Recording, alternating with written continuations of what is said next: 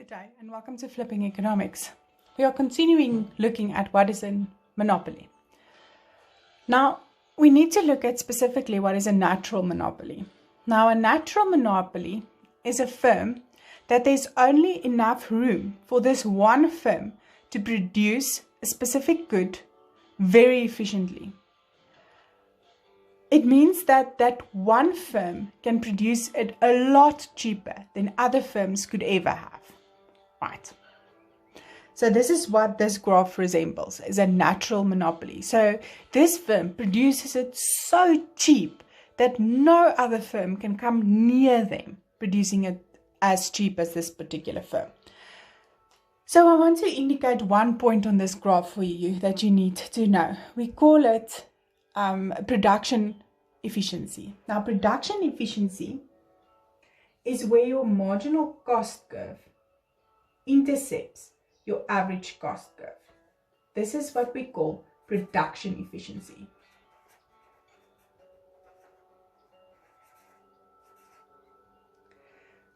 The other point that I want to indicate to you is that a natural monopoly is so efficient and produces it at such a low cost that even if demand stops, there is no demand for any products anymore. See, at this point, you literally the demand stopped. Okay? So the demand, even if the demand stops, look at average cost. Average cost is still actually decreasing. That is what is meant by it is so efficient that it any other firm can't come near how cheap this firm produces it. Because even if demand is zero, the demand curve stops, it ends, average cost still decreases.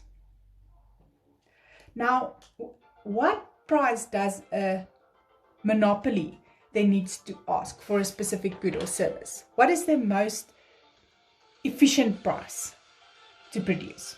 Well, here's your monopoly again. So we need to look at different combinations. So you can produce here if you would like. This is where price equals your marginal cost.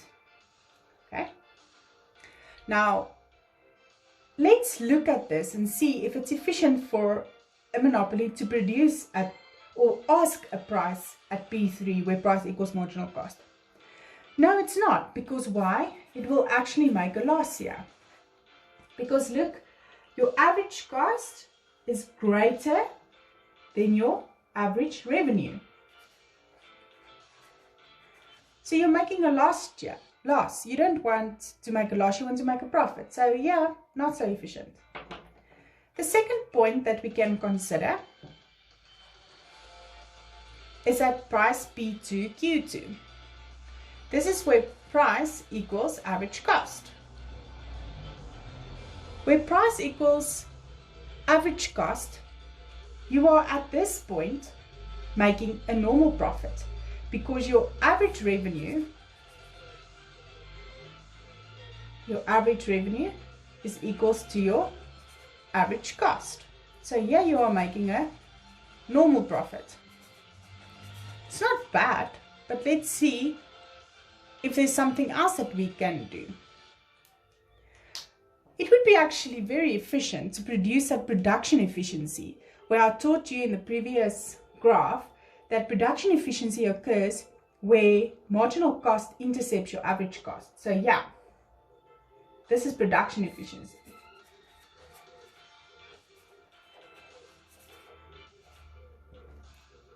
But can you produce here?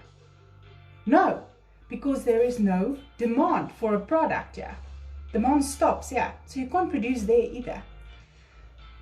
The last point to consider is to produce at where a monopoly maximizes its profit, where MR equals MC, take it up to where it intercepts your demand curve, and this is where your monopoly is unregulated and produces where they maximize profits, where marginal revenue equals marginal cost. This is your unregulated monopolist.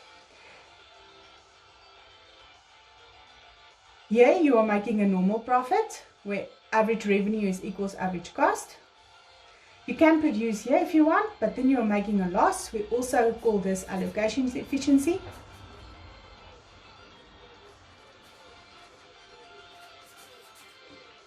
Or you can produce production efficiency, where marginal cost intercepts your average cost, but you can't produce here because there's no demand for a product. So it's different combinations of prices to consider for a monopoly. A loss at allocation efficiency, don't want to do that perhaps. Production efficiency, great, because your cost is minimum, but there's no demand for a product there. P2, you make a normal profit where price equals average cost. Can consider. Or lastly, your unregulated monopolist, where he maximizes profit, and this occurs at a point where marginal revenue equals marginal cost at a price of P1.